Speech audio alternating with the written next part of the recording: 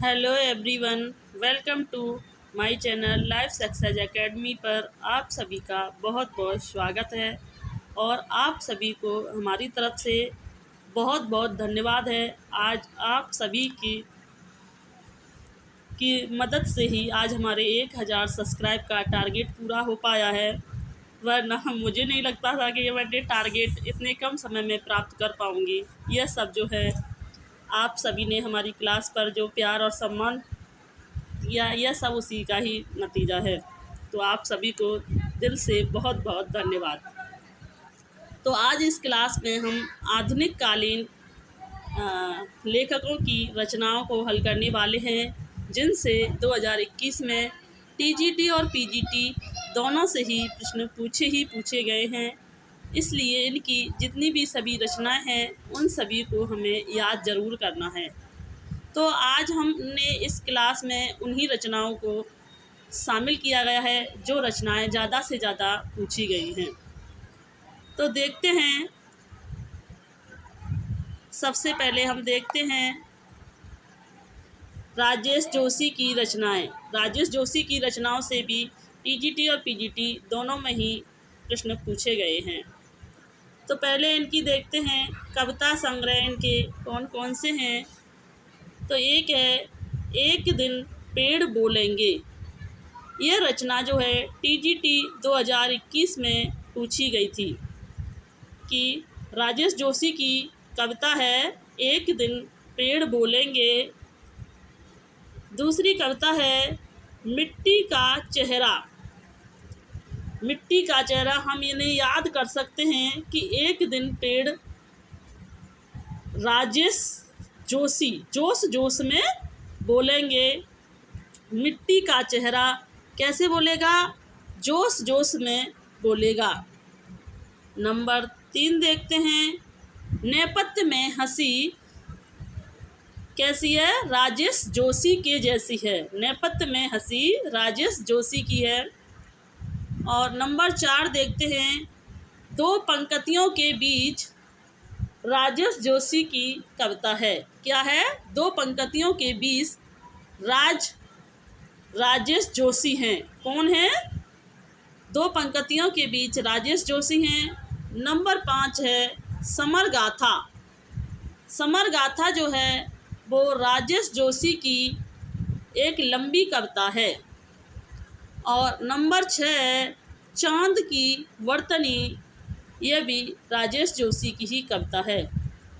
तो एक दिन पेड़ बोलेंगे, मिट्टी का चेहरा, नेपथ्य में हंसी, दो पंक्तियों के बीच समर गाथा और चांद की वर्तनी, यह राजेश जोशी की कविता संग्रह हैं। इनकी सभी रचनाओं को बहुत ही ध्यान से याद रखें। नेक्स्ट देखते हैं इनका कहानी संग्रह कौन सा है।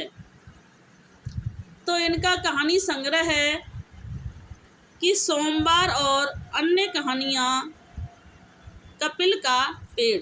कौन से? सोमवार और अन्य कहानियाँ और कपिल का पेड़ है।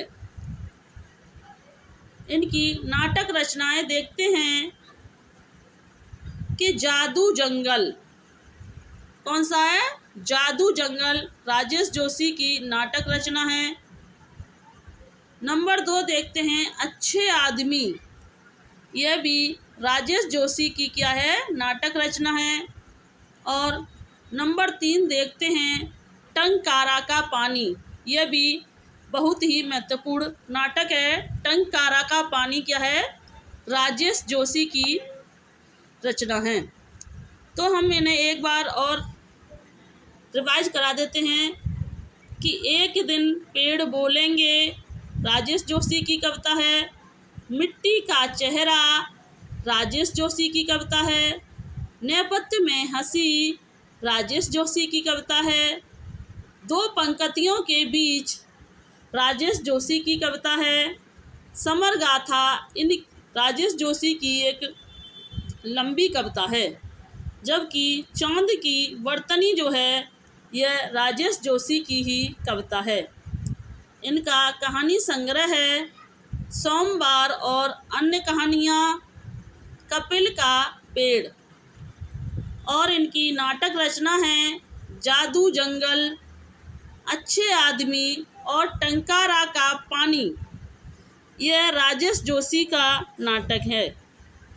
तो यह सभी जो हैं यह राजेश जोशी की रचना है, जो कि परीक्षा की दृष्टि से बहुत ही महत्वपूर्ण हैं। नेक्स्ट देखते हैं शेखर जोशी की रचनाएं। तो राजेश जोशी की रचनाएं और शेखर जोशी की रचनाएं, इनमें भी कभी कभी कन्फ्यूजन बना रहता है कि ये शेखर जोशी की रचना है या राजेश जोशी की रचना है, तो इसलिए इन्हें ध्यान से पढ़ें। शेखर जोशी की जो कहानी संग्रह हैं, नंबर 1 है कोसी का घटवार।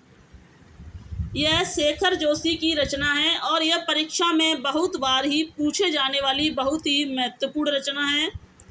कोसी का घटवार, साथ के लोग, हलवाहा, नौरंगी बीमार है, मेरा पहाड़, एक पेड़ की याद, प्रतिनिधि कहानियाँ और दाजू पर बल, यह शेखर जोशी की कहानी है।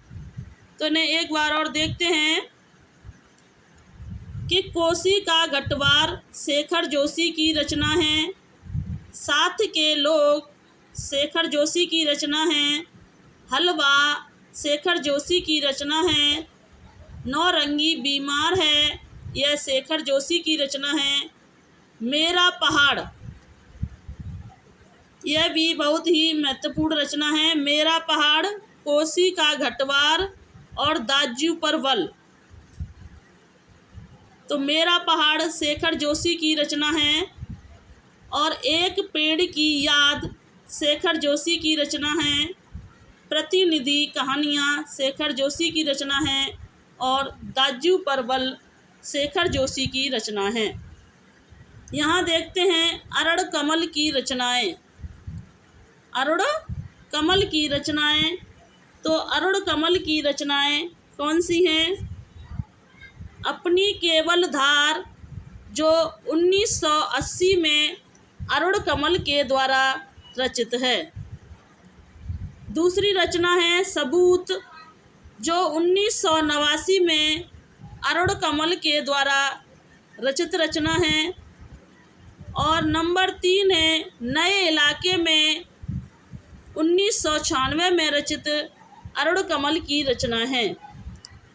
चौथी है पुतली में संसार, अरुण कमल की रचना है, जो कि 2004 में प्रकाशित हुई थी। पांचवी है मैं वो शंख महाशंख, यह भी अरुण कमल की ही रचना है। नए इलाके में रचना को साहित्यिक अकादमी पुरस्कार 1998 ईस्वी में मिला था। कब मिला था? नए इलाके में अरुण कमल की रचना को 1998 में इसे साहित्यिक अकादमिक पुरस्कार जो है प्राप्त हुआ था। नेक्स्ट रचनाएं देखते हैं कि काशीनाथ की रचनाएं।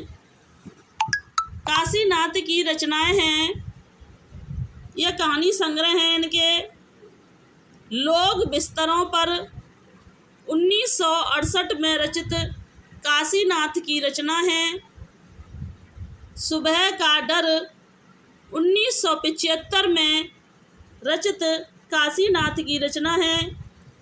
आदमी नामा, यह काशीनाथ की रचना है, जो कि 1978 में रचित है। एक है जिंदगी नामा और यह है आदमी नामा। तो आदमी नामा जो है वो काशीनाथ की रचना है, जो 1978 में रचित है।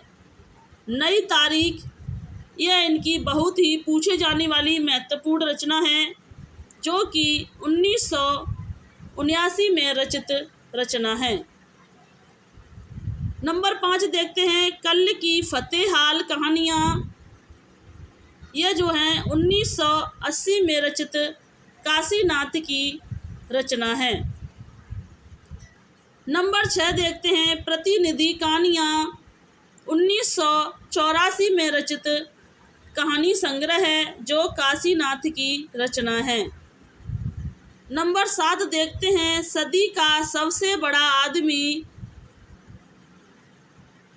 कौन है? सदी का सबसे बड़ा आदमी काशीनाथ की रचना है जो कि 1986 में रचित है।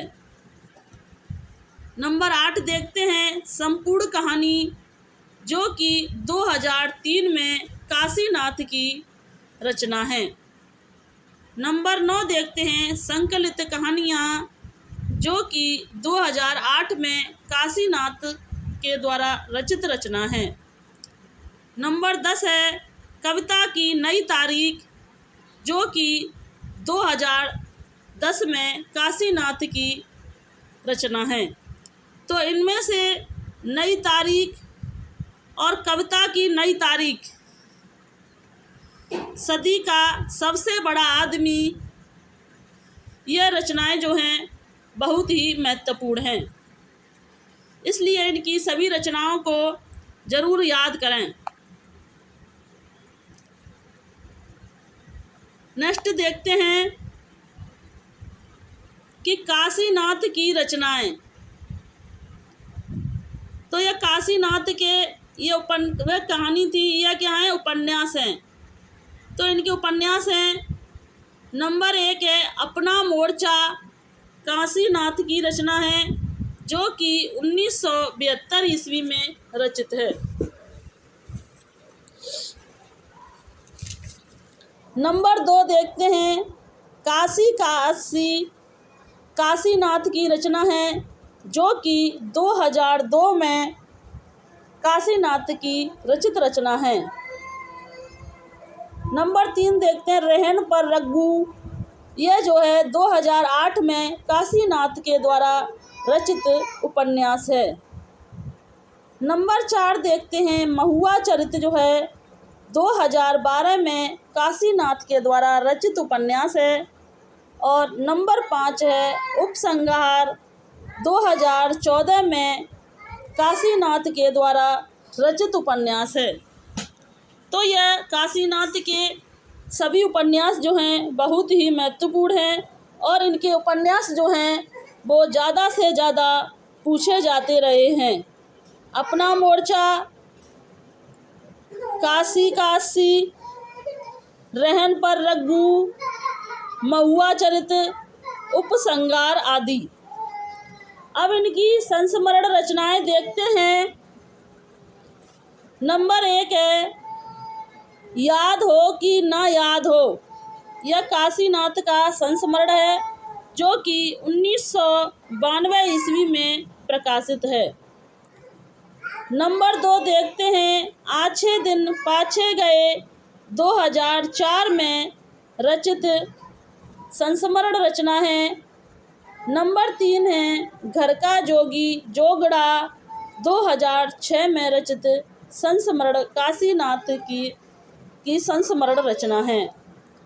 2011 में रहन पर रघु को साहित्यिक अकादमिक पुरस्कार मिला था। तो काशीनाथ की जितनी भी रचना हैं वो परीक्षा की दृष्टि से सभी बहुत ही महत्वपूर्ण रचना हैं, इसलिए इनकी सभी रचनाओं को जरूर याद करें। नेक्स्ट देखते हैं, श्रीकांत वर्मा की रचनाएं। तो इन श्रीकांत वर्मा की रचनाएं हैं, काव्य का संग्रह है, काव्य संग्रह रचना है इनकी। नंबर 1 भटका मेघ, श्रीकांत वर्मा की रचना है। नंबर 2 है माया का दर्पण, यह श्रीकांत वर्मा की रचना है। दिना आरंभ, यह भी श्रीकांत वर्मा की रचना है। और जलसा घर, यह भी श्रीकांत वर्मा की रचना है। नंबर 5 है मगध, और यह भी श्रीकांत वर्मा की रचना है और यह सबसे ज़्यादा पूछे जाने वाली महत्वपूर्ण रचना है। नंबर 6, गरुड़ किसने देखा। गरुड़ किसने देखा, यह जो है श्रीकांत वर्मा की रचना है।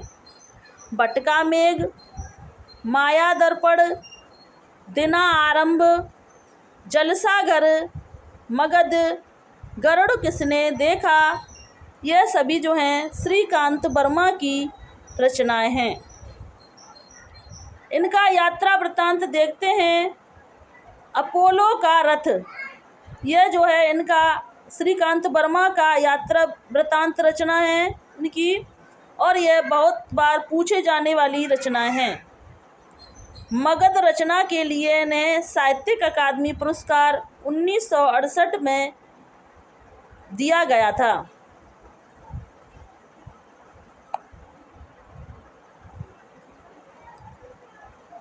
नेक्स्ट देखते हैं मंगलेश डबराल की रचनाएं।